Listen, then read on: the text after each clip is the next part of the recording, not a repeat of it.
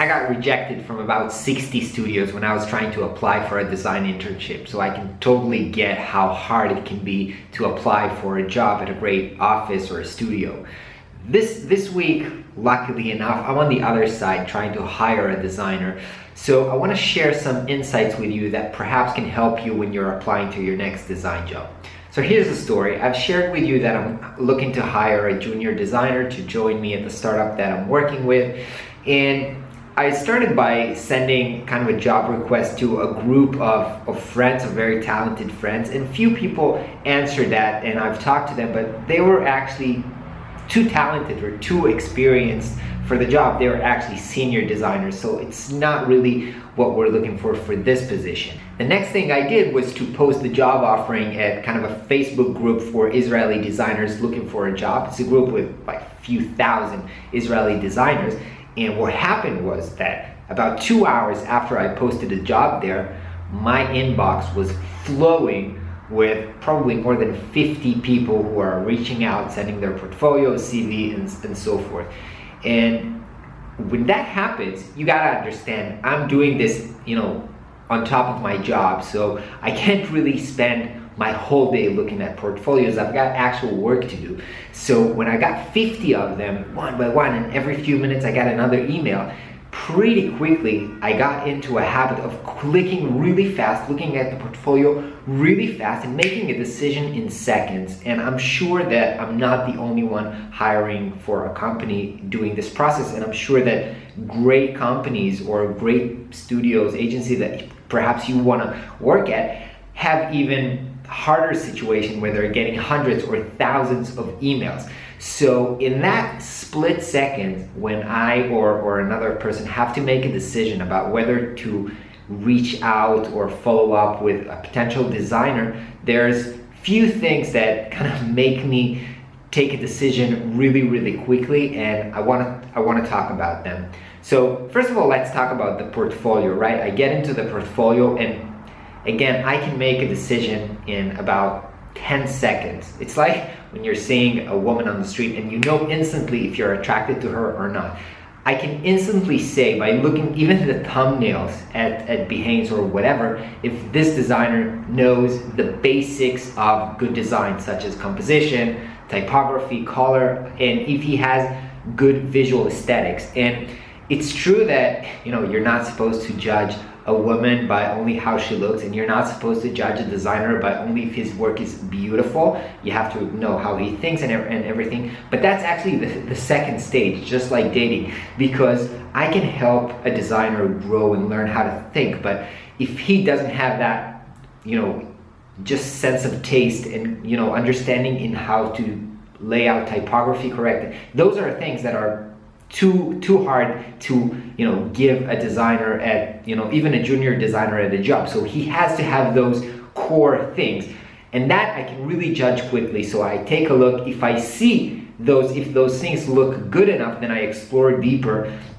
and perhaps move into the kind of short list of designers that I want to reach out or talk to later. But if I don't see that in the first 10 seconds, then I just close it and I say thank you for reaching out or whatever. So I'm not sure this is something that you can either change. If you don't have it, then perhaps you don't have it and you need to practice your design and improve this. But the thing is that a lot of designers who have good work, who could pass this first impression, are getting lost because of actually pretty silly things. And let me tell you what they are.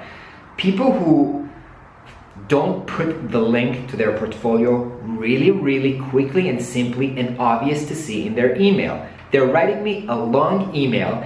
Inside that long email, which I don't really have time to learn, they're saying, please open the PDF attached, and in the PDF there is a link to my portfolio with a password. They're really actually making my life so hard and complicated that by the time that I get to their portfolio, I already have a bad impression of they're kind of pissed me off because they actually didn't understand user experience, because user experience is about making my life, the user who's trying to use your product, check out your portfolio, hard. So please write short emails, make it clear where your portfolio link is, and make my life easier. And also put a phone number in that email, because when I do reach out to you, I want to click on my mobile phone and just give you a call and not start to open the PDF and look in your CVs if you wrote a phone number and then copy paste it and then dial it on my phone. It's just super complicated, and I know that perhaps it sounds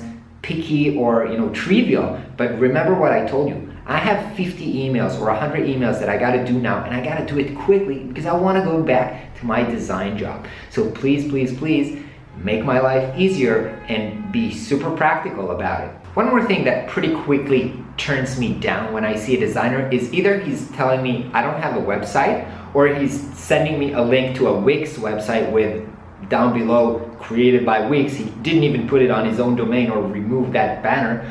Or he's sending me some kind of an excuse explaining why this is only temporary and he didn't have time to do it properly and not all the works are there. Come on, listen. I know, I feel you. Me, myself, I hate my website and it's not actually a good portfolio and everything, so I understand. But please understand that you're currently, even as you're sending it to me, you're in a job interview. So please don't apologize. Just stand up and be yourself and be proud of what you have right now, even if you're not proud. And that's our life as designers, right? We have a deadline, we need to present something even if we're not super proud about it. And what you're doing by apologizing, before I even opened the link, you told me this sucks and I'm sorry for it. I already have an opinion about you, which you suck because you told me so. And that's a shame, because perhaps I would check out your work and I would decide that it is fine. So please don't fail yourself by apologizing or by not having a website. It's 2017. It's just unacceptable that you don't have a website on your own domain. There's just so many platforms right now to do it really quickly without coding, without paying too much money. So please do not apply for a great job that you want without at least a decent website. And while we're on the subject of portfolios, a couple of days ago I got an email from a guy from California called Ryan, and he sent me his portfolio. He is a senior student at design school, and he kind of asked for feedback on his branding, on his portfolio. So let's check it out and see if we can help him create a better website. So this is Ryan's website. That's his logo, and here you can see his works. And the works are actually pretty decent, I would say, for a recent graduate studio. Yeah, I think overall there are some branding works here, some editorial works.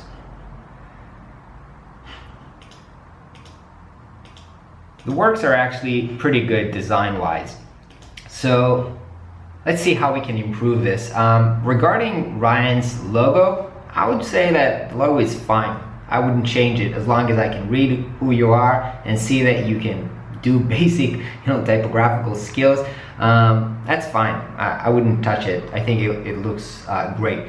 But here's what bothers me about your website. I mean, it's good, it's not bad, but here's thinking what I would improve. So first of all, I can see Marco Ramirez here twice. Why would I see him twice? That's a waste of place. You could let me know something else about here instead of showing me the same work twice.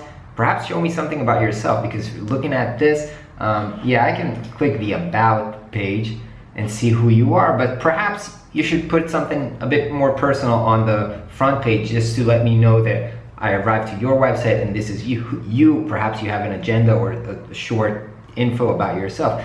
But anyway, just showing the same work twice is just a waste.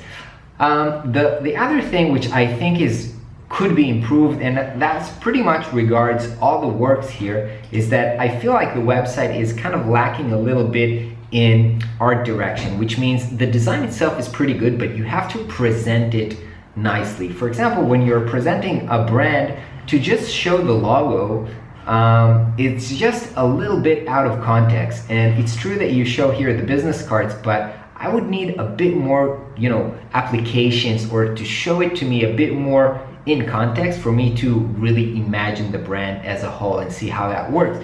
And you can see a lot of brands on Behance, they just do it wonderfully by giving you a lot of examples. And you can see that by saying art direction, I mean that they are well shot on a background that complements them, and it looks good. Even if you're presenting a business card, there's a way to make it look great, a little bit pop, a little bit different, the background, the shading. So you can do something that, you know, makes it look a bit better. And again, this is about presentation because the work itself is pretty good. Now you want to present it in the light that makes it look its best, and that's got to do with art direction, presentation, the way you shoot it, the way you put it, you know, inside your webpage. And I think that's true in every case. Here you have a magazine, and you've actually embedded the whole magazine here, which I think is nice, but I think it will be much more powerful if you would actually have the printed magazine open on a nice background. If this is a fashion magazine, then put it in some kind of a fashionable context and take a photo of it. That would kind of look, I think, more impressive and more, you know, better. It's just better, you know. It's just like when you're selling a car, you probably want to clean the car and take a good photo of it, and that's the same because the work here is like the car. It's pretty good, but you want to again present it in the best way possible. Overall, I think that's all. I think for a design student, you're in a pretty good place, Ryan. So keep it up. And for all you guys up there, send your portfolios. Don't be afraid. Even if you get rejected, try to learn from it again and again. And the most important, have a website and just try. Even if you get rejected, at least you tried. Anyway, I hope this was helpful for you guys, and I will catch you next week. Have a great weekend.